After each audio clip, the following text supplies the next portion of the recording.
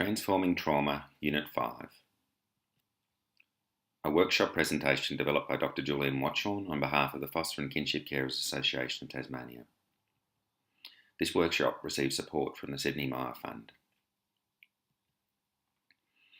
In Unit 5 of this series, we'll continue to explore the fourth domain of trauma, trauma and representation. Representation is the domain which integrates our memories, feelings, and relational maps into meaning about the way the world works and how we are to live in it, or the lens through which we view the world. A child develops models or representations about all of their experiences and knowledge. These develop through personal experiences, emotional responses, and the thoughts that unfold from them. Our representations inform the way we reflect on personal experience, connect with people, and develop patterns that help us to make sense of our experience. Representation is all-encompassing. It involves cognitive, emotional, and physical responses. Beliefs and attitudes. Representation therefore relates to our attitudes, our beliefs, and assumptions about other people and the world. It is built on how we view the world, and it's both conscious and unconscious in nature. My brain enables me to have both conscious and unconscious activations of thought pathways that make up a representation of me as a person. Our brain processes information to create a representation of our reality and experiences. Inputs such as memory and emotion contribute to a pattern of reality. Putting together these patterns or symbols is often outside our conscious awareness. How we share our representational world establishes our sense of connection with that world. A parent or carer's experience of an infant becomes the infant's experience of themselves and influences the infant's internal working model. This representation will influence the infant's internal working model, such as I am lovable, I am courageous. Internal working models pertain to how I see and experience myself. It begins with the infant and primary caregiver bond. The emotional bond between caregiver and child will affect their emotional, psychological, and biological capacities. If there is connectedness, the child will develop a positive sense of self and other. If there is rupture and no repair, there will be more negative representation of the self and of others. So in a positive internal working model, it would include such themes as I'm lovable, I'm worthy, others are responsive, others are loving, others are interested in me, others are available to me, and the world is relatively safe.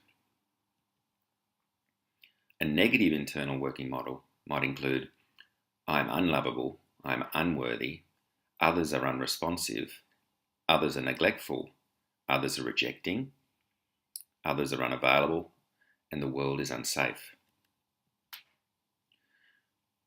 The representations that chronically traumatised children develop are usually set for them by the intent and motivations of the people who abuse them.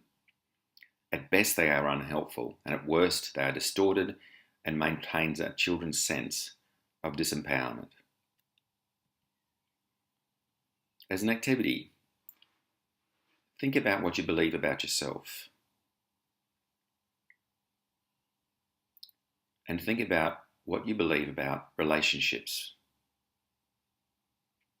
Now imagine if you're a traumatised child, how that may differ in your belief about yourself and about relationships.